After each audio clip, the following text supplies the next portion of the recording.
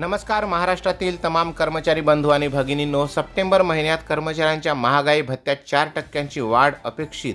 आपली बातमी आपल्या चॅनलवरती। चला काय आहे सविस्तर वृत्त जाणून घेऊया। व्हिडिओ पूर्ण बघा। चॅनलवर पहिल्यांदा आला असाल तर प्लीज सबस्क्राइब करून बेल बटन दाबायला विसरू नका।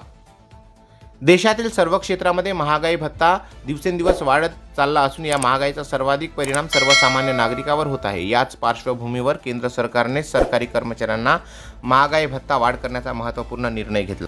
सरकारी कर्मचाऱ्यांना माहे जुलै 2024 पासून 3% महागाई भत्ता वाढ लागू होणार आहे। या घोषणेची माहिती सध्या सर्वत्र चर्चेत आहे। ऑल इंडिया ग्राहक निर्देशांकाच्या अनुसार केंद्रीय मंत्रालय कामगाराकडून डीए वाढीची घोषणा करण्यात आलेली आहे।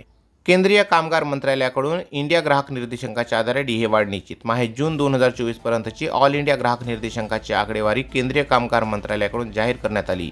या आकडेवारीच्या आधारे आता सरकारी कर्मचाऱ्यांना डीए वाढीबाबत अंतिम आकडेवारी घोषित झाली आहे। जुलै महिन्यातील डीए वाढीसाठी जानेवारी ते जुलै महिन्यातील AICPI निर्देशांकाचा विचार करण्यात।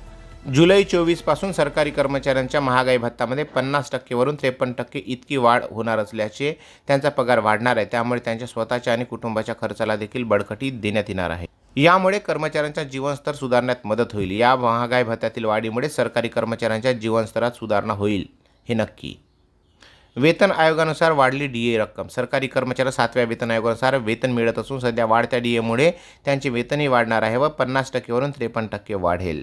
तर बंधूंनो, ही आनंदाची बातमी तुम्हाला लवकरच प्राप्त होणार आहे। तर तुम्हाला काय वाटते या संबंधाने कमेंट्स करून नक्की लिहा। चॅनलवर पहिल्यांदा आला असाल तर प्लीज सबस्क्राइब करून बेल बटन दाबायला विसरू नका। धन्यवाद। जय महाराष्ट्र।